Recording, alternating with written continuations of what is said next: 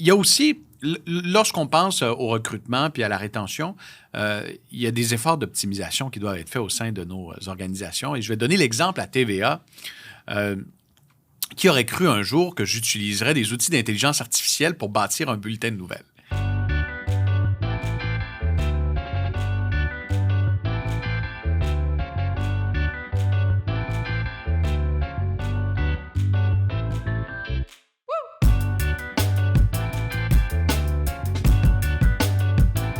Bienvenue dans le podcast Destination Entrepreneur. Je m'appelle Luce Morin, je suis comptable professionnel agréé depuis plus de 30 ans. Mon parcours, il m'a amené dans le fond à travailler pour des grandes entreprises prestigieuses comme Deloitte, Reebok, Adidas, le groupe Aldo. Puis par la suite, ça m'a permis, avec cette expérience-là, de partir ma propre entreprise, Active Services comptables et fiscaux, en 2011. Dans le podcast, on va vraiment parler de différents sujets. Je veux vous parler de mes expériences, je vais vous parler d'expertise en finance, en fiscalité. On va avoir des invités à chaque mois aussi, des entrepreneurs qui vont nous raconter toutes leurs petites histoires d'entrepreneurs, leurs histoires inspirantes. Ils vont nous reparler de leur parcours, ils vont vous donner des trucs d'entrepreneurs. Fait que je pense que dans le fond, vous ne voulez pas manquer ça. Pour être sûr de rien manquer, moi, je vous invite à nous suivre sur les réseaux sociaux, à nous suivre sur Facebook, sur Instagram, sur TikTok, sur YouTube. Donc, pour être sûr de rien manquer de nos actualités, donc, suivez-nous. Et puis, les liens, dans le fond, vont être dans la bio, ci-dessous. Puis, ensemble, là, je pense qu'on va réussir à libérer votre potentiel pour que vous atteigniez votre destination d'entrepreneur à vous. Je vous souhaite une bonne écoute. Bienvenue à Destination Entrepreneur. Aujourd'hui, j'ai un invité vraiment spécial qui est Pierre-Olivier Zappa. Bonjour, Luce. Bonjour. Qui est chef d'antenne au TVA et LCN à 22 heures. Puis qu'il y a beaucoup d'autres chapeaux. Mais ce qui est particulier, dans le fond, aujourd'hui, c'est que, nous, on s'est connus parce que moi, j'étais invitée à l'émission À vos affaires de Pierre-Olivier. Mais là, c'est le fun parce que c'est moi qui vais poser les questions. Ça fait bien différent, Pierre-Olivier, mais il va pouvoir répondre à mes questions. Je suis pas habitué, hein? Ça m'intimide un peu d'être dans la posture inverse. Moi aussi, je pense, parce que, tu sais, je suis pas sûre que je vais être aussi bonne que toi. Mais bon, dans le fond, moi, je t'ai invité parce que oui, c'est Destination Entrepreneur. Oui. Mais moi, je le sais que ta passion, c'est vraiment de mettre en lumière aussi les histoires d'entrepreneurs, les entrepreneurs, leurs projets, toutes leurs idées. Fait que tu travailles vraiment dans le même sens que moi. Tu sais. Et c'est de mettre en valeur cette fierté qu'on a au Québec d'avoir une génération montante d'entrepreneurs avec des idées qui peuvent rivaliser avec ce qui se fait partout sur la planète. Mon travail au cours des dernières années m'a amené à rencontrer des gens, des passionnés qui ont de l'expérience, qui ont voyagé, qui sont à la tête de multinationales ou à la tête de petites entreprises, de TPE, de très petites entreprises. Et de mettre en lumière cette passion-là et de m'intéresser au parcours de ces gens-là, c'est riche en apprentissage. Que tu sois entrepreneur, que tu sois salarié, que tu sois en quête d'une carrière quelconque, ces parcours-là sont inspirants. Ah, c'est sûr, c'est certain. Toi, dans le fond, là, maintenant, c'est sûr que moi, je trouve ça big parce que tu es vraiment quand même à l'antenne au TVA à 22 heures, OK? Oui. Mais c'était-tu un rêve, ça, que tu avais quand tu étais jeune? Ou, tu sais, comment, tu sais, les gens doivent se dire, bon, c'est quoi le parcours quand je vise aussi haut, dans le fond, de voir Bernard de Rome, je sais pas, quand tu es plus jeune ou... Quand j'étais jeune, on regardait les nouvelles à la maison. Mon père travaillait, était caméraman pour un réseau anglophone. Donc, j'ai baigné dans cet environnement-là quand je suis né. Mon père m'amenait à 4-5 ans dans une salle des nouvelles. Je pouvais m'asseoir, observer. Et très tôt, je me suis dit, c'est ce que je veux faire dans la vie. Je veux être assis au bureau, puis je veux lire des nouvelles, je veux raconter des histoires, je veux m'intéresser au monde qui m'entoure. Puis, au fil du temps, je me suis dit, je veux aider les gens à trouver des repères pour prendre des meilleures décisions dans leur vie. Et c'est vrai, là, quand on est jeune, on se dit, c'est ce que je veux faire, il va falloir que je taille un parcours en fonction de mes objectifs. Mais en même temps, d'avoir un objectif très jeune, ça facilite énormément la suite. Parce que je savais au primaire, puis demander à Serge Ouellette, mon professeur de 5e année du primaire, quand je faisais des oraux devant la classe, c'était des bulletins de nouvelles. Alors, je savais que je voulais faire ça et j'ai taillé mon parcours ensuite à l'école secondaire. On avait le privilège d'avoir une concentration communication avec l'ancien réalisateur du Point de Radio-Canada qui venait passer 3 heures par semaine, 3-4 heures, pour nous montrer à faire du montage, à faire des reportages. J'avais 12 ans et je pouvais déjà monter des émissions, faire du montage vidéo et ça m'a beaucoup aidé. Puis ensuite, arrivé au cégep et à l'université, j'ai fait mon bac, ma maîtrise en communication politique. Je savais ce que je voulais faire. Et ça, c'est un gros facilitateur.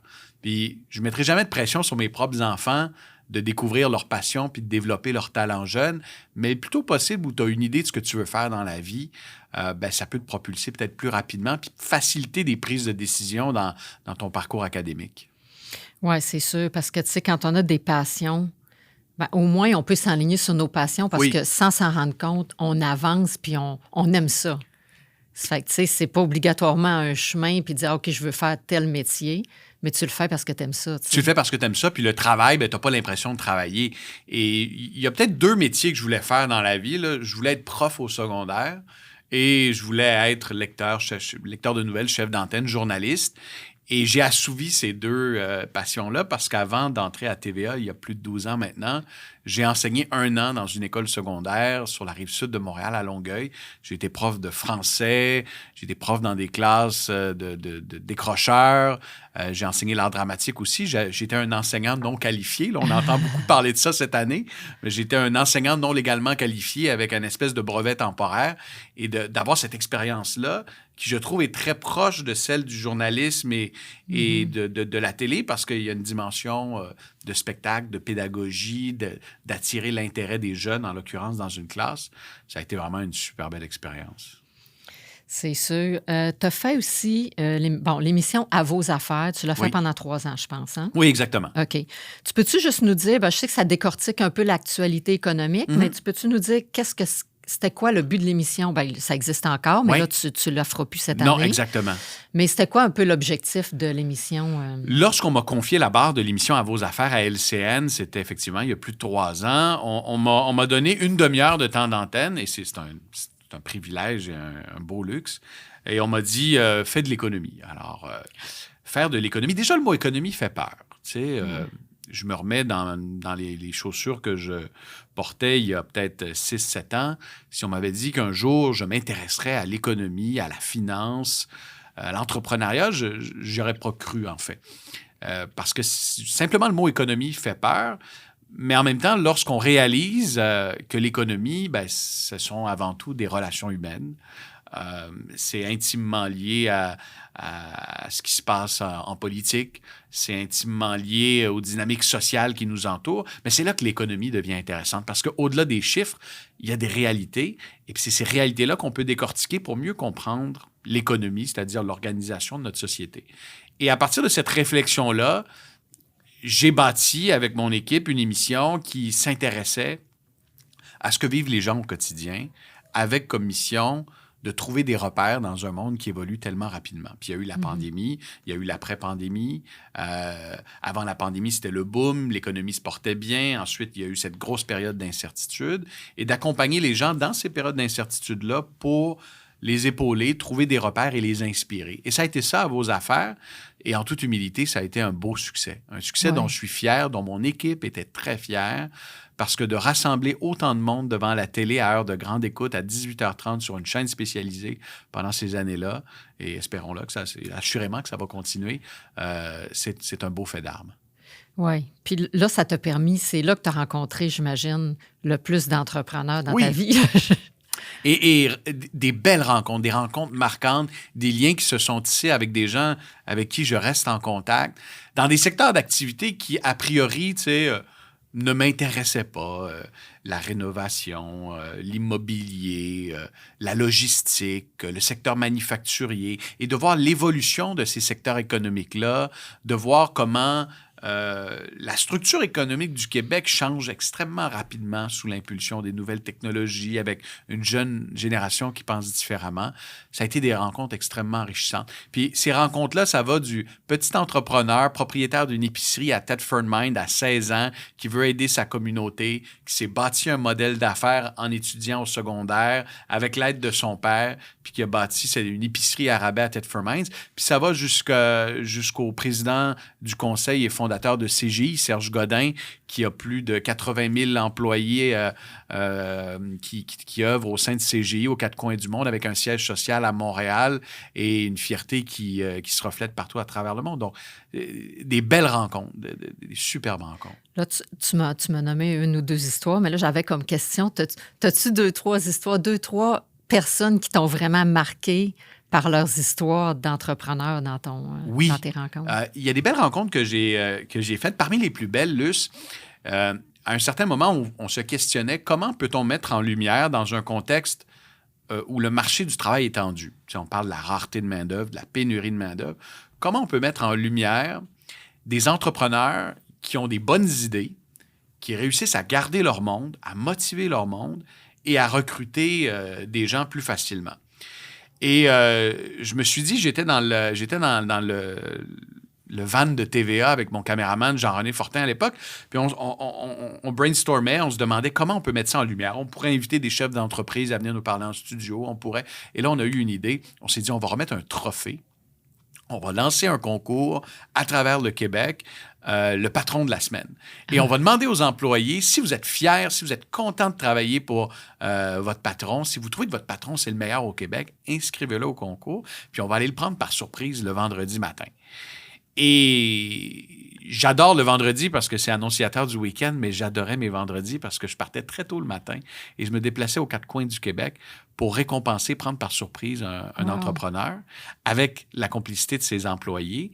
Et ça m'aidait aussi à voir un peu comment, dans un paquet d'industries, un joueur pouvait se démarquer, pouvait avoir plus de facilité à recruter, plus de facilité sur le plan de la rétention de main-d'œuvre, puis de voir aussi l'espèce de brillant, de pétillant dans les yeux de ces entrepreneurs-là qui travaillent fort et dont souvent la plus grande fierté, c'est de donner du travail à des gens qui vivent du bonheur sur les lieux de travail. Alors, j'en ai fait un paquet de belles rencontres et ça va de la responsable d'un centre de vaccination à Lévis, qui est une infirmière qui avait réussi à recruter du personnel du secteur privé pour revenir travailler au plus fort de la pandémie dans le public. Ça va au président du groupe STCH que j'ai pris par surprise, qui est une entreprise dans la logistique, Claude. Et puis, quand je suis arrivé, Claude me disait, écoutez, on reçoit des CV ici, ça n'a pas de bon sens, alors moi, je connais presque pas la pénurie de main-d'œuvre. J'y croyais pas, Luce. Quand il m'a amené dans son bureau, pendant l'entrevue que j'avais réalisée avec lui, il avait reçu déjà 2 CV, en l'espace d'une heure. Alors, ces rencontres-là ont été extrêmement enrichissantes. Le propriétaire de l'épicerie Métro à Mont-Laurier, qui était adoré par ses employés parce qu'il y avait une grosse dimension humaine dans son leadership. Ça, c'est des entrevues marquantes. Puis je pense que je me souviens de chacune de ces rencontres-là, avec le trophée du patron de la semaine. Puis c'était à chaque semaine qu'il y avait un trophée? C'était à chaque semaine. OK. Tu sais, c'était intense, là. Je me levais des fois à 5 heures le matin, puis on partait à Mont-Laurier. Là, on arrivait à Mont-Laurier, on prenait par surprise avec le trophée le patron. On allait dans une cabane à sucre proche de la frontière américaine. Et là, au retour, j'ai mon ordinateur de montage sur les genoux. Je fais le montage du reportage parce que je sais que quand je vais arriver à la station, il va falloir préparer l'émission puis la mettre en ondes à 18h30. Donc, tout se faisait le jour même. Wow. C'était de belles épreuves de force. Ça a duré combien de temps? Ça a duré 1 an et demi à peu près. 1 an et demi. Une bonne grosse année. Wow. On avait les employés de la semaine et le patron de la semaine, mais souvent, les gens étaient très contents de récompenser leur patron. Puis ça allait de plus petites entreprises, de start-up, dans des secteurs comme l'agriculture. Puis ça allait jusqu'à de grandes entreprises dans le secteur du transport ou des technologies. Là. C'était c'est vraiment cool. Des moments mémorables. Tu sais. Et les employeurs m'en parlent encore. Tu sais. Puis je reçois encore des courriels de gens qui disent « Vous devriez repartir votre concours. Là, on aimerait ça inscrire notre patron parce qu'il y a une fierté. » Et puis ça démontre une chose aussi dans... Tu sais, souvent, les employeurs se cassent la tête. Comment on fait pour recruter de la main-d'œuvre? Comment on fait pour se distinguer? Ben, d'être un bon patron, d'être un patron humain, prendre la première étape, l'étape la plus simple pour avoir un milieu de travail qui est plus attractif. Il ne faut jamais sous-estimer ça. Non, c'est ça. Puis avec la pandémie aussi, là, ça doit être encore plus dur parce que là, il y en a beaucoup qui veulent rester en télétravail. Oui. Fait que là, c'est dur de mettre ça en place puis d'avoir un bel environnement quand le monde ne veut plus venir non plus. C'est un défi supplémentaire, tout un défi. Je connais bien des entrepreneurs qui essaient de convaincre des gens de revenir, mais lorsqu'on a un milieu de travail qui se démarque, ben c'est un petit peu plus facile. Tu as le goût de voir le monde puis d'y aller. C'est ça, on a le goût d'y aller puis de voir le monde. Personnellement, moi, mon travail ne me permettrait pas de rester à la maison et de faire du télétravail, mais j'ai besoin de voir le monde. Ouais. J'ai besoin de voir une gang puis d'avoir cet esprit de corps, cette culture d'entreprise forte, là. Parce que là, c'est drôle, tu me parles de pénurie de main-d'œuvre. J'ai vu que tu donnes des conférences. Oui. Puis je me trompe-tu ou il y en a une là-dessus? OK. Fait que là, moi, je me disais, bon, mais comment déjouer le système? Comment déjouer la pénurie de main-d'œuvre? C'est vrai. Sans donner une conférence, as-tu quelques trucs, justement? Tu as appris de ça ou en plus, tu as comme. Je dirais que c'est à partir des expériences, entre autres avec le patron de la semaine, de voir. J'aime bien partager. D'abord, j'aime bien faire des conférences parce que ça me permet d'avoir un contact direct avec les gens, que ce soit les jeunes au cégep, à l'université, des associations, des aînés, des instituts de recherche. J'aime partager l'expérience que j'ai réussi à glaner au fil des reportages et de mon travail de journaliste. Et effectivement, ce travail-là m'a amené à avoir un contact privilégié avec des entrepreneurs, puis de me dire, je peux partager ces meilleures pratiques-là avec le regard, le pas de recul que je peux prendre. Et sur la pénurie de main-d'œuvre, ben, il faut regarder ce que les candidats, ce que la jeune génération et ce que les travailleurs recherchent sur un milieu de travail. Souvent, on pense instinctivement à ce que les gens recherchent, c'est la paye, c'est le salaire, surtout avec la forte inflation qu'on connaît à l'heure actuelle. Mais c'est faux. Le premier critère, parmi les premiers critères de recherche lorsqu'on veut un emploi, c'est le milieu de travail. Ce sont les possibilités d'avancement au sein de ce milieu de travail. C'est d'avoir l'impression que son patron ne nous considère pas comme un numéro, mais qu'il a un parcours pour me faire grandir au sein de l'organisation. Le salaire arrive dans tous les grands sondages qui sont menés auprès des gens qui cherchent un emploi en 4e, en 5e position. Okay. Alors déjà là, de savoir ce que les gens recherchent et de travailler à bâtir un milieu de travail plus attractif, c'est un gros pas dans la bonne direction. Il y a aussi, lorsqu'on pense au recrutement puis à la rétention, il y a des efforts d'optimisation qui doivent être faits au sein de nos organisations. Et je vais donner l'exemple à TVA. Qui aurait cru un jour que j'utiliserais des outils d'intelligence artificielle pour bâtir un bulletin de nouvelles? Et là, je vais aller dans les confidences, Luc. Lorsqu'on bâtit un bulletin comme le TVA Nouvelles de 22 heures, on a une équipe de rédacteurs qui prépare les textes. Et moi, en tant que chef d'antenne, mon travail, c'est d'écrire des textes, de réviser d'autres textes pour les mettre à ma main et de bâtir le bulletin de nouvelles pour qu'il soit le plus intéressant possible et le plus complet possible. Et parfois, soit dans des efforts d'optimisation ou parce qu'on manque de main-d'œuvre, d'employés, de collègues, il faut faire les choses plus rapidement avec moins de gens pour les faire. Et j'utilise parfois maintenant ChatGPT pour résumer des articles, pour parfois brainstormer, trouver des idées. Et c'est certain que ça ne remplace pas l'humain et ça ne remplacera jamais l'humain. Mais c'est un facilitateur. Et souvent, lorsque je demande aux gens, utilisez-vous ChatGPT au quotidien? Utilisez-vous des outils d'intelligence artificielle? Ah non, j'essaie. Mais je me dis, dans 1 an, dans 5 ans, lorsqu'on va poser la question, les gens vont dire oui. Et ça va engendrer des bouleversements profonds sur le marché du travail, sur la configuration du marché du travail. Il y a des emplois qui vont disparaître rapidement. Il y a d'autres emplois qui vont apparaître et il faut s'adapter, peu importe notre milieu de travail. Et ça va permettre, dans une certaine mesure, de pallier la pénurie de main-d'œuvre. Lorsque je prends un texte de The Economist, comme hier, je vais donner l'exemple, un excellent texte sur la rivalité sino-américaine par rapport à la région de Taïwan et la perspective et les hypothèses qu'une guerre pourrait être déclenchée au cours des prochaines années. C'est un excellent texte, mais j'ai dit, j'aimerais ça le résumer en peut-être un texte un peu moins long pour le partager avec des collègues. Alors, je demande à un outil d'intelligence artificielle de me le résumer en 10 points faciles à comprendre et l'outil réussit à le faire. Ce qui m'aurait pris probablement 1 heure à faire pour résumer le texte se fait maintenant en 30 secondes.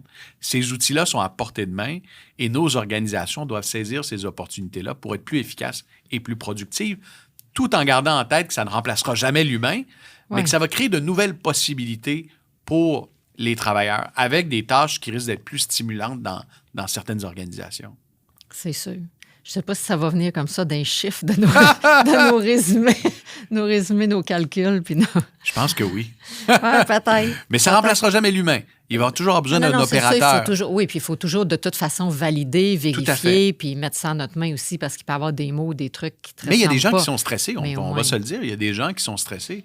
Je parle à des gens dans le secteur financier, dans le secteur juridique, qui voient ces outils-là arriver et qui se disent « À quoi va ressembler mon travail? » Oui, c'est vrai. Et c'est une réflexion qu'on a dans le milieu des médias également. Si un outil d'intelligence artificielle peut rédiger un article, ce ne sera peut-être pas le meilleur article, mais s'il est capable de le faire, quelle sera la valeur ajoutée des artisans qui œuvrent dans l'information? On doit se questionner et ça doit nourrir notre façon de travailler au quotidien. Tu sais. Oui, c'est ça, pour s'améliorer aussi. Oui. Puis c'est quoi ma plus-value à moi? Exactement. Qu'est-ce que je peux amener de plus pour que l'outil ne me remplace pas? Tu sais? Exactement. Ou encore, comment moi, je peux profiter de cet outil-là pour devenir meilleur et m'adapter dans un milieu du travail qui change à grande vitesse. Tu sais. Oui. Comme conférence aussi, moi il y a un titre que j'aime beaucoup, c'est « Brûler la passion, briller de succès ». Oui. Ça, c'est toi. Oui, bien, la passion est au cœur de ce que je fais. Tu sais. Ouais. Moi, tous les projets, et puis, tu sais, les passions, ça évolue beaucoup. J'ai toujours une passion, je dirais, centrale, qui est celle du journalisme, de l'information.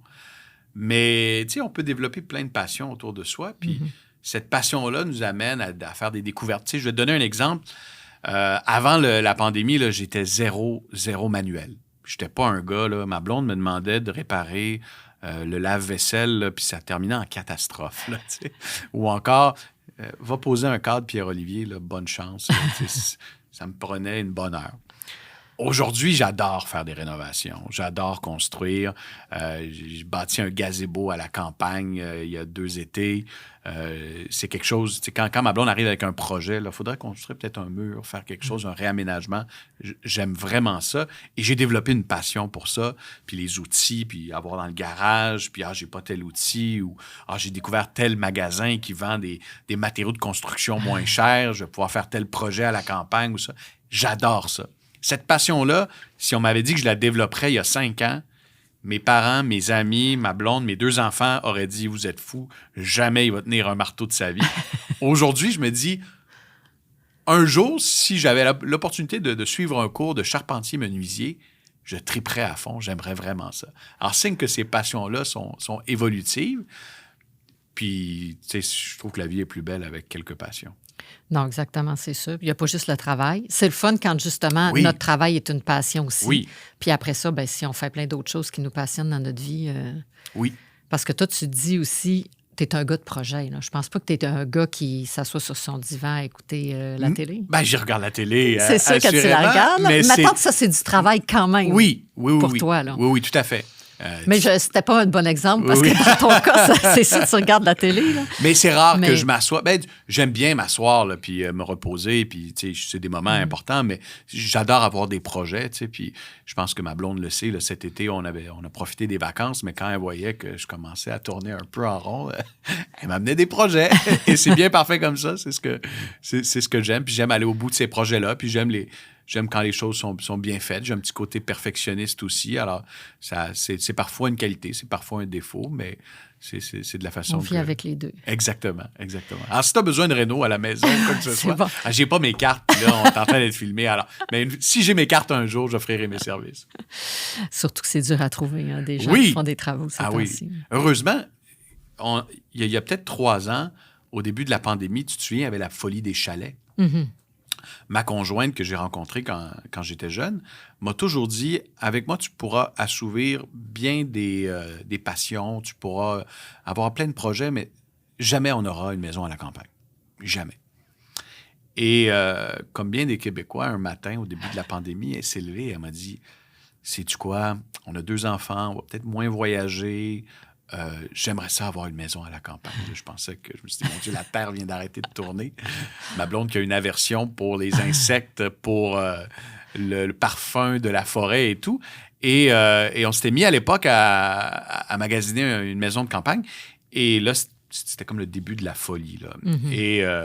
Mais c'était pas trop médiatisé. Alors, ce qu'on a fait, c'est que j'avais appelé celui qui avait acheté le chalet de mes parents quand j'étais jeune. On avait une petite maison à la campagne en Boiron. Et mes parents l'avaient vendu quand j'étais jeune. Et j'ai rappelé la personne qui l'avait acheté. J'ai dit, qu'est-ce que tu fais avec le chalet? Puis, de fil en aiguille, j'ai racheté la maison de campagne de mon enfance. Ah, c'est le fun. Et signe que, la pandémie a changé bien des choses parce que maintenant, ma conjointe adore aller à la campagne et elle a un paquet de projets. Mais je ne sais pas pourquoi je te raconte ça, Luce. Tu m'avais posé... Parce qu'on parlait de projets, dans le fond. On parlait de projets. On dit que c'est le fun d'avoir des projets, puis on disait qu'il y avait une pénurie aussi de gens qui travaillent. Alors, dans ce milieu-là. C'est là que je veux en venir. C'est là que tu es devenu bon. C'est là que je suis devenu manuel. Et c'est là que j'ai rencontré un entrepreneur de la région parce qu'on voulait faire des petits travaux. Puis pendant un mois, après l'acquisition de la maison de campagne, j'ai passé un mois avec les gars à faire des travaux de perfectionnement, je qualifierais, sur la maison. Et c'est là que j'ai appris beaucoup. En un mois, à voir comment ils travaillaient, comment on cloue des planches de pain sur un mur, comment on isole un mur, comment on peut installer de la planche, comment on calcule, comment on tient un tape à mesure. J'ai vraiment eu mon cours 101 à aller voir travailler, puis ça a été extrêmement enrichissant, puis ça a fait naître cet intérêt et cette passion-là. Puis, t'as-tu déjà eu des projets d'entrepreneur ou des petites business quand tu étais jeune ou juste quelque chose à nous raconter? Oui, je vais te raconter ma première entreprise, OK? OK. Tu sais, puis c'était pas legit. J'avais... mais vous allez voir, rien d'illégal. J'avais à peu près 12 ans. J'aimais beaucoup pêcher, même peut-être que j'étais plus jeune, probablement 10 ans, 9-10 ans. J'adorais pêcher les grenouilles à la campagne, à la maison de campagne. Et j'avais un voisin qui adorait les cuisses de grenouilles. Et il avait conclu un marché, c'était à peu près 10 cents la cuisse de grenouille. Il s'appelait Jocelyn, Feu Jocelyn, quelqu'un de très drôle. Et chaque jour, donc, j'allais à la chasse aux grenouilles. Et je ramenais quelques grenouilles le soir, et c'était 10 cents la grenouille. Et Jocelyn, parfois quand il se faisait plus tard, puis qu'il avait pris peut-être un verre de vin ou une bière, là, je savais que je pouvais aller avoir 25 cents. Je pouvais négocier mon prix. Alors, ça a été mon premier travail, mon premier hobby quand j'étais jeune. Et je pouvais avoir de l'argent de poche pour m'acheter des cannes à pêche parce que j'adore la pêche quand j'étais jeune et tout ça. Donc, ça a été... Mais bon, plus sérieusement, est-ce que j'ai eu des projets d'entrepreneuriat? Pas récemment, mais je considère quand même que le travail journalistique, celui de bâtir des bulletins et des émissions, surtout dans une chaîne privée où on a une grande liberté, impose un peu un rythme de travail qui s'apparente à celui de l'entrepreneur, d'avoir des idées, de s'assurer que ces idées-là, on peut les concrétiser dans un contexte budgétaire X. Il y a un gros lien à faire entre, je dirais, le travail journalistique, celui de bâtir une émission et le travail d'un entrepreneur. Oui, c'est clair. Puis, donc, tu es impliqué dans le monde des affaires, mais c'est ça, je sais que tu es impliqué aussi envers les jeunes, je pense. Tu n'es pas mentor ou quelque chose comme ça. Oui, je suis mentor pour une classe, pour le cégep, où j'ai eu la chance, l'opportunité d'étudier plus jeune au Collège André Grasset. Donc, j'accompagne une cohorte de jeunes qui ont choisi le programme d'arts et lettres, communication et médias. Et je pense que c'est important de le faire. C'est important de le faire, surtout dans le domaine dans lequel j'œuvre, parce que j'ai eu la chance, et je dis vraiment la chance, d'avoir des parents qui croyaient en moi, qui m'ont donné tous les outils, qui m'ont appuyé, puis qui m'ont dit, si tu veux faire du journalisme, si tu veux faire de la télé, tu veux aller dans ce milieu-là, dans le milieu de la culture, vas-y, on va tout faire, te donner tous les outils pour que tu puisses réussir et t'épanouir. Mais tous n'ont pas la même chance. Parce que pour bien des parents, d'entendre un jeune dire, moi, je veux faire du journalisme, je veux faire du cinéma, je veux faire du théâtre, de la littérature, ça fait peur. Parce qu'on se dit, là, tu vas vivre des années de misère, puis t'es bien mieux d'aller en médecine. Tu sais, je vais donner l'exemple d'une amie, une amie du secondaire qui voulait faire du théâtre. Elle voulait faire du théâtre, ses parents la voyaient médecin. Puis elle n'avait pas le choix. Alors, elle a fait ses études au cégep en sciences de la santé. Elle a été admise en médecine. Puis aujourd'hui, elle fait du théâtre à New York. Tu sais. Elle a défroqué du programme de médecine, puis elle vit de sa passion. Puis à un moment donné, avec sa maturité, elle a pris ce choix-là, mais elle regrettait de ne pas avoir eu l'opportunité de s'épanouir dès son jeune âge. Donc, c'est important à la fois d'être, pour moi, d'accompagner ces jeunes-là dans leur parcours, puis non seulement au cégep, mais des fois, je vais dans les universités, je vais parler de mon métier, parler de mon parcours. C'est important de le faire pour les jeunes et pour les parents aussi, parce que souvent, les parents, c'est un gros morceau. Puis si les parents sont là pour soutenir des jeunes qui veulent faire carrière dans les médias, dans le domaine des arts et de la culture, bien, les parents, allez soutenir vos jeunes puis donnez-leur les moyens de leurs ambitions. Exactement. C'est vraiment bien dit. Parce que c'est vrai, quand on est parent, on veut le mieux. Oui. C'est pas méchant, on veut le mieux pour nos enfants. Tout à fait. Ça part de bonnes intentions. Ben oui, puis on veut que, ils grandissent, puis qu'ils soient autonomes, puis qu'ils gagnent bien leur vie, etc. Mais on en parlait quand même tantôt de la passion. Il reste que quand tu aimes vraiment quelque chose, tu vas réussir, tu sais. Oui. Ça fait qu'il faut les laisser aller dans ce qu'ils aiment. Puis tu sais, c'est une quête de bonheur, là, finalement. Tu veux travailler, mais tu veux t'épanouir, tu veux avoir du plaisir, tu veux que ça t'amène des possibilités. Alors, oui, ça peut faire peur pour un parent de voir son jeune. Puis il y a eu la pandémie. La pandémie a eu un impact important quand même sur, je pense, l'attraction des programmes en arts et lettres partout au Québec, parce que tu t'en vas faire du théâtre, là, les théâtres étaient fermés, les cinémas étaient fermés. Donc ça, ça a ajouté au défi pour nos institutions de rendre ces programmes en art, en lettres, en communication attractifs. Là. C'est sûr.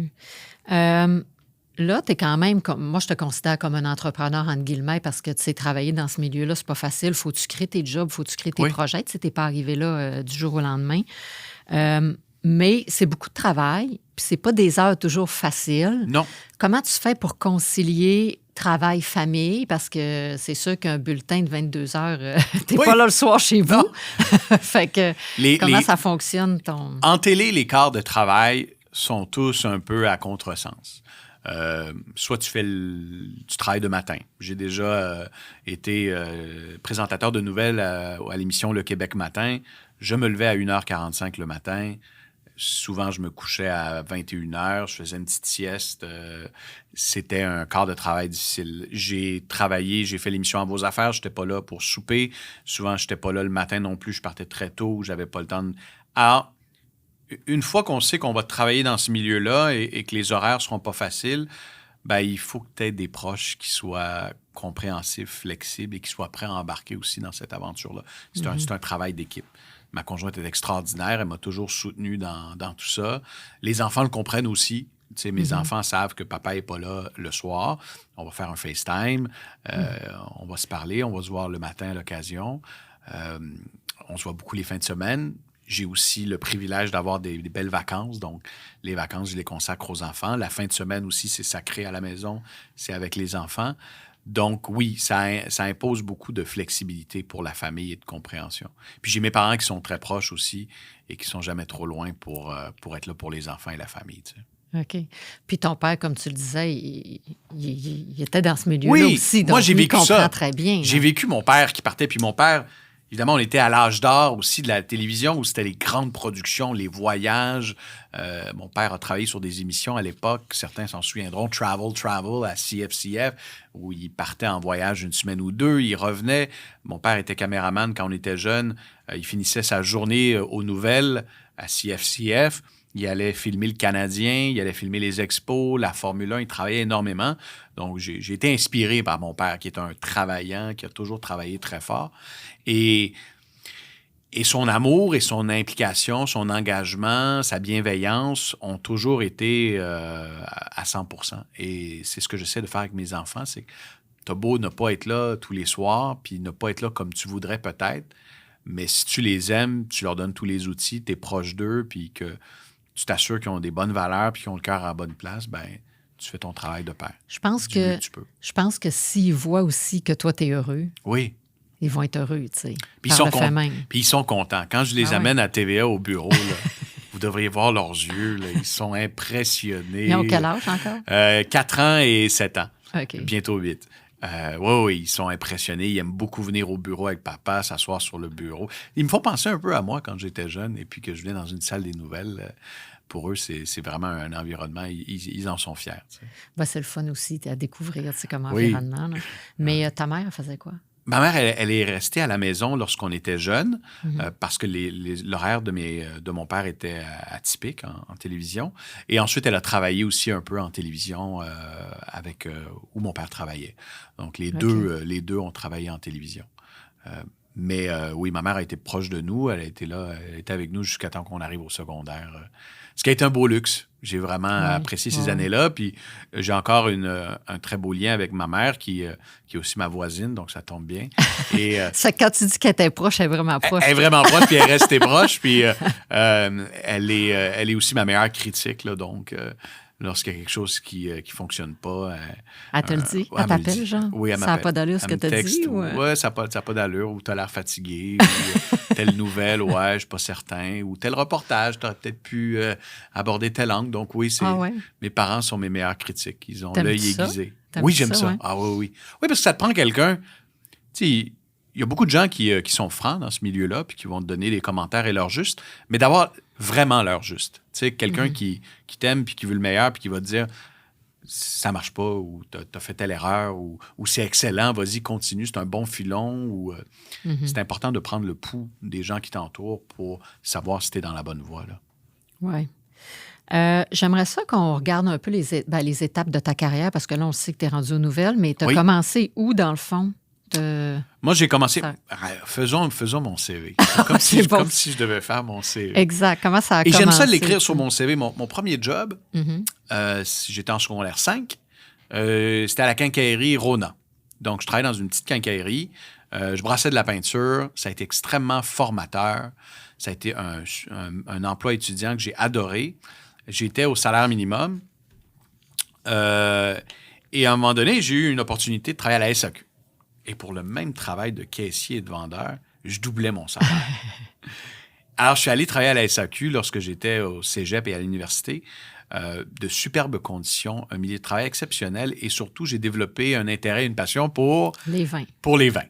Alors là, puis en plus, à l'époque, on avait un rabais employé. Donc, j'ai adoré ce parcours-là à la SAQ qui est vraiment une belle école pour nos jeunes, pour le travail, avec des programmes de formation, des programmes d'avancement également. J'ai bien d'anciens collègues qui étaient à l'université, qui travaillent à la SAQ, qui sont restés à la SAQ, qui travaillent aujourd'hui au siège social. Alors, ça a été un super beau parcours à la SAQ. Puis ensuite, j'ai quitté la SAQ, j'étais à la maîtrise à l'université. Et ma conjointe, qui est enseignante, m'a dit, écoute, on manque tellement de profs à l'école qu'on aimerait que tu sois prof. Alors, j'ai été 1 an enseignant à l'école. Et au terme, lorsque j'ai terminé mon mémoire de maîtrise, terminé mon année scolaire, j'ai envoyé mon CV. Je savais que je voulais faire ça dans la vie. Et je connaissais quelqu'un qui travaillait à TVA. J'ai envoyé mon CV. Et le patron de l'époque, le chef de la rédaction, Jean-Pierre Jaudoin, m'a accueilli dans son bureau pour une entrevue d'embauche. Parce qu'il fut une époque où il y avait des entrevues d'embauche. Il y en a encore aujourd'hui. Et il m'avait dit, écoute, tu n'as jamais fait de journalisme. J'ai dit non, mais j'ai fait un paquet de trucs. Tu sais, entre-temps, là, je te dis pas, mais je faisais des vidéos corporatives quand j'étais plus jeune. Donc, au cégep, je faisais des vidéos corporatives pour des organisations, des entreprises privées. J'ai travaillé dans un centre de recherche à l'UQAM avec Alain G. Gagnon comme assistant de recherche. J'ai été correcteur de travaux universitaires également à l'UQAM. Donc, tu sais, je me suis impliqué dans un paquet de trucs. J'ai enseigné au secondaire aussi dans une école privée le montage vidéo. Donc, j'ai dit à mon patron, Jean-Pierre, fais-moi confiance, je vais donner mon maximum, puis je vais essayer d'être le meilleur. Et il m'a dit, je te donne 2 semaines pour nous montrer ce que tu peux faire à la rédaction pour le site web de TVA, tvanouvelle.ca.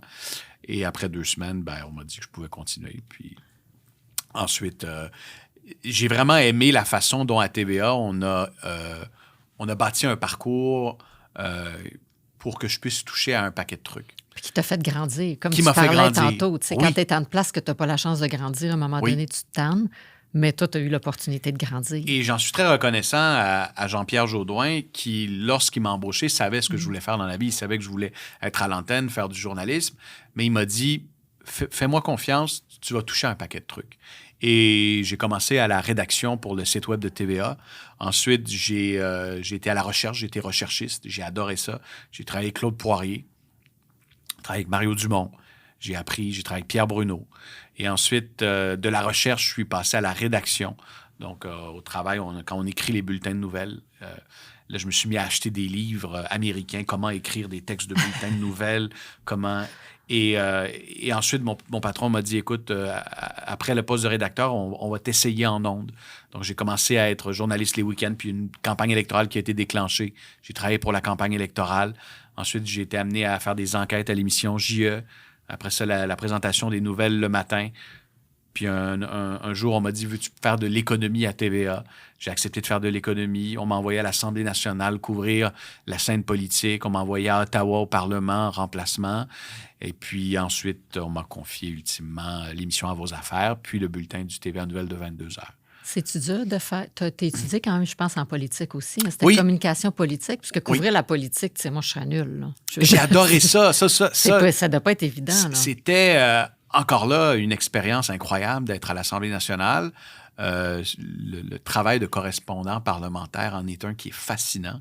Je voue une admiration totale à mon collègue Alain Laforêt, qui fait ce travail-là depuis des années à TVA, d'être là à 6 heures le matin à l'Assemblée nationale, de sortir 13 heures, 15 heures plus tard, et d'être capable rapidement de vulgariser des enjeux politiques complexes, de pouvoir le faire en respectant tous les points de vue, puis en permettant à chacun de s'exprimer pour qu'ultimement le téléspectateur se fasse une tête, une opinion.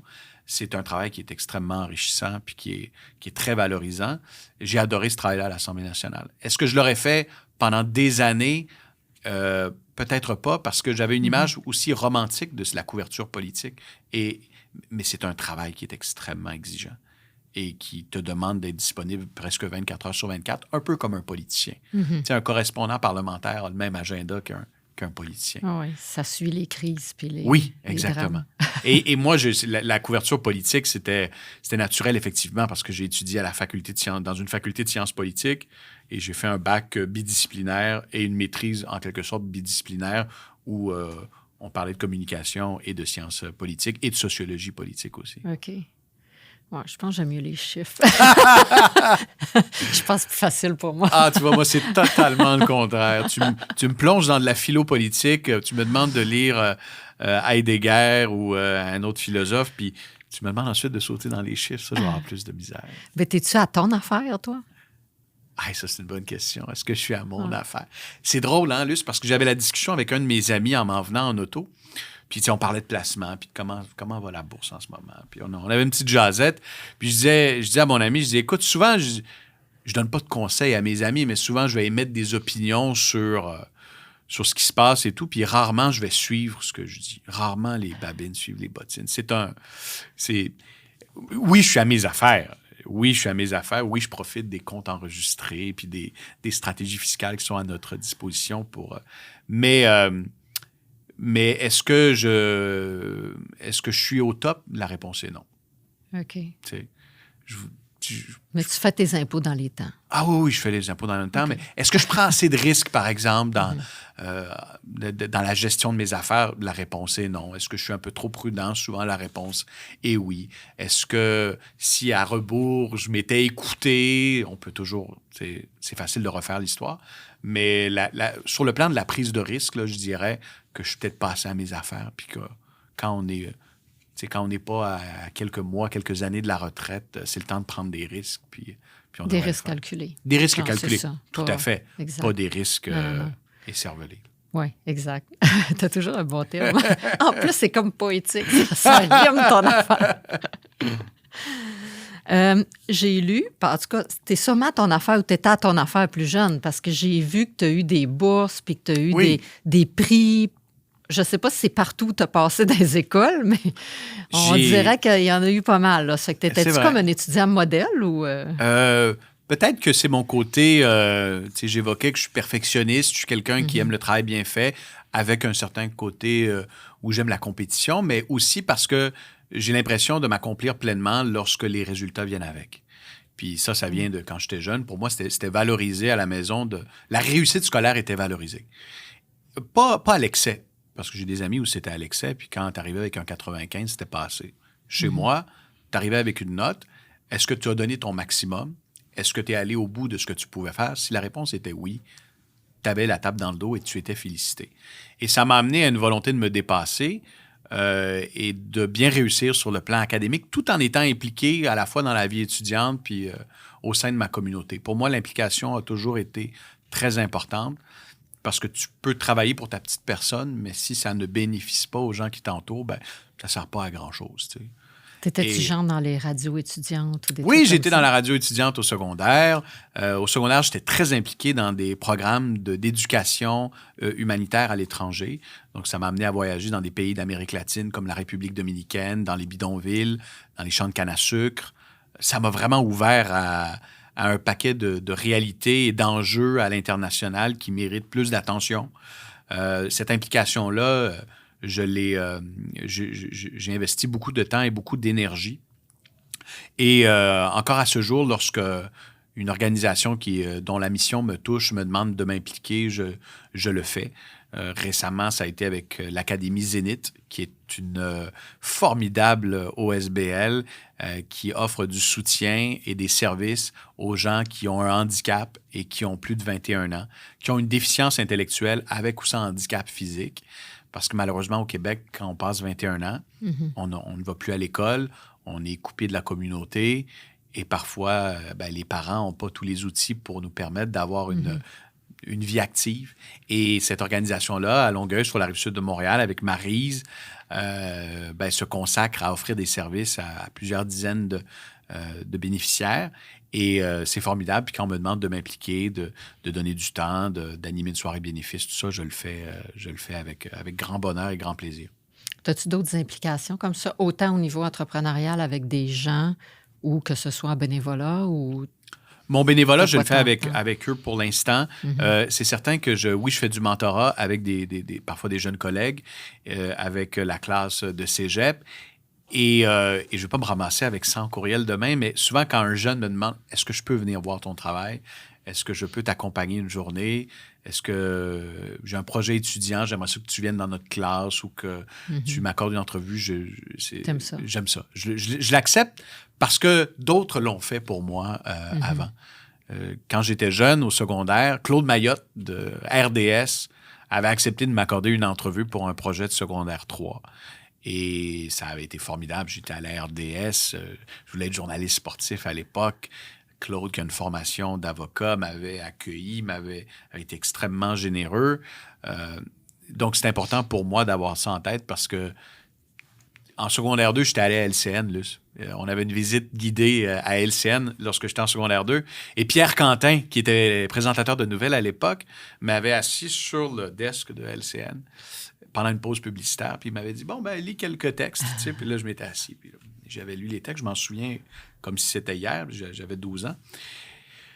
Et je m'étais dit un jour, je vais revenir. C'est vraiment quelque chose que j'aime faire. Puis quand je suis revenu, j'avais raconté cette anecdote-là à Pierre Quentin qui m'avait dit, tu vois, il dit, c'est important quand un jeune veut essayer quelque chose ou veut prendre du temps de donner aussi de notre temps parce que tu ne sais jamais où ça peut mener. T'sais. C'est comme un peu donner au suivant, là, dans le sens que les gens te donnent aussi, c'est ça. Ça fait que tu dis, on sait l'importance de donner aussi. Oui, t'sais. Tout à fait. Puis l'impact que ça peut avoir sur les gens. T'sais. Oui. On achève l'entrevue. Je vais finir avec 2 questions. Oui. Les plus corsés. Non, c'est très facile. Où tu te vois? Où tu te vois? Tu sais, moi, je me visualise toujours, mais tu sais, est-ce que tu te visualises comme là, oui, des fois, tu sais, ta prochaine année est déjà dans les plans, mais tu sais, ton prochain 5 ans, as-tu des rêves, des objectifs? Qu'est-ce que tu veux de plus pour tes prochaines années qui s'en viennent? J'ai plusieurs objectifs, mais quand on est dans des projets qui sont aussi sollicitants que celui du bulletin de fin de soirée, le bulletin national de TVA, l'important, c'est de mettre le maximum d'énergie puis de concentration sur ce projet-là pour qu'il grandisse. Puis, chaque fois que je me suis investi à 100% dans un projet, il y a autre chose qui est arrivé. Il y a d'autres opportunités qui s'ouvrent, que ce soit devant nous, à côté de nous, parallèlement à nous. C'est un projet que j'adore, celui du bulletin de nouvelles de fin de soirée. Et de pouvoir y investir encore plus d'énergie, je dirais que c'est ce que je veux faire. Tu sais. Puis si dans 10 ans, je suis à la barre de ce bulletin-là et qu'il y a plus de monde qui nous regarde, que le bulletin est meilleur, qu'on a des reportages de plus grande qualité, qu'on rejoint plus de Québécois, qu'on touche la vie de plus de Québécois, bien, ce sera mission accomplie dans 10 ans. Mais je sais que parallèlement à tout ça, il y a d'autres choses qui vont arriver. Un troisième enfant, qui sait, on ne sait jamais. On ne sait jamais ce qui peut arriver. J'espère que ta conjointe est au courant. Est-ce que tu aurais un truc, dans le fond, à donner aux entrepreneurs, OK, quelque chose qu'ils peuvent mettre dans leur valise pour atteindre leur destination d'entrepreneur? Qu'est-ce que tu donnerais comme conseil? Pensez à vous, mais pensez surtout aux autres. Pensez à ceux qui vous entourent et ne sous-estimez pas ce que la bienveillance, la gentillesse et l'amour de son prochain peuvent vous rapporter à vous. C'est bien d'avoir des objectifs personnels, c'est bien d'être carriériste, c'est bien d'atteindre des rêves, puis de réaliser, puis de les concrétiser. Mais gardez en tête que si ce n'est pas au bénéfice de ceux qui vous entourent, de la collectivité, ben quel est vraiment votre objectif à travers tout ça, tu sais? Puis pour laisser une trace, puis pour que son entreprise et son projet transcendent des quêtes simplement individuelles, il faut penser aux autres. Alors, penser aux autres, ça va vous rapporter, ça va être très valorisant et ça va vous permettre d'atteindre vos objectifs avec les gens qui vous entourent. Puis ça va permettre aux gens qui vous entourent de s'accomplir et de réaliser quelque chose de plus grand au bout de la ligne, tu sais. Alors, moi, c'est ce que je garde en tête. C'est un travail d'équipe. Au quotidien, le travail que je fais à TVA, c'est un travail d'équipe. Puis pour moi, tout le monde fait partie de cette équipe-là. Puis ça va des gens qui s'occupent de la sécurité à TVA, avec qui j'ai toujours beaucoup de plaisir. Ça va aux gens qui s'occupent que nos installations soient propres, soient accueillantes. Ça va des gens au sous-sol qui fabriquent des décors puis qui sont d'une utilité et d'une importance extrême. Alors, tous ces gens-là, si vous réussissez à faire en sorte qu'ils avancent ensemble et qu'ils aient du plaisir au travail, bien, ça va bénéficier à vos projets personnels et à votre organisation. C'est un peu le message que je lancerais. Et les entrepreneurs que je rencontre qui ont des réussites à leur actif, ce sont souvent ces gens-là qui sont très altruistes, qui pensent à leur monde. Je suis allé porter le trophée du patron de la semaine à un employeur qui œuvre dans le secteur de la restauration, un secteur qui a été frappé, qui est un gros distributeur alimentaire dans le secteur de la restauration. C'est le vice-président de l'entreprise. Puis un de ses employés, je lui demande « Pourquoi vous êtes resté ici, tu sais, pendant 3-4 décennies, tu sais, puis que vous avez voué une telle fidélité à votre entreprise, tu sais. » Puis là, il regarde son boss, tu sais, puis il dit à un moment donné, un 25 décembre, mon père est à l'hôpital. Puis il dit « Ça va pas bien, tu sais. » Puis il dit « Le VP m'appelle, puis il me dit « Comment ça va, Luc? J'ai appris que ton père était à l'hôpital. Ça doit pas être facile. S'il y a quoi que ce soit que je puisse faire en ce 25 décembre, laisse-le-moi savoir. Je pense à toi. Je vais t'envoyer un petit quelque chose à la maison pour que tu aies un repas avec ta famille, puis que tout soit bien. » C'est ça. Lorsqu'on pense aux autres, c'est apprécié, puis ça nous permet d'avancer. C'est sûr. C'est un beau message. Ne sous-estimez pas les petits gestes que vous faites autour de vous. Exact.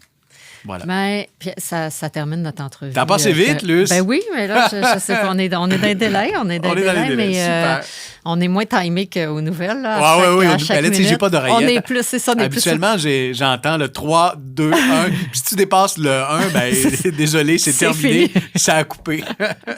Non, on était plus flexible, c'est un peu moins complexe comme Merci technologie. de l'invitation. Ben écoute, merci à toi d'être venu dans mon Destination Entrepreneur. Ça m'a fait vraiment un grand plaisir de te recevoir. Ouais.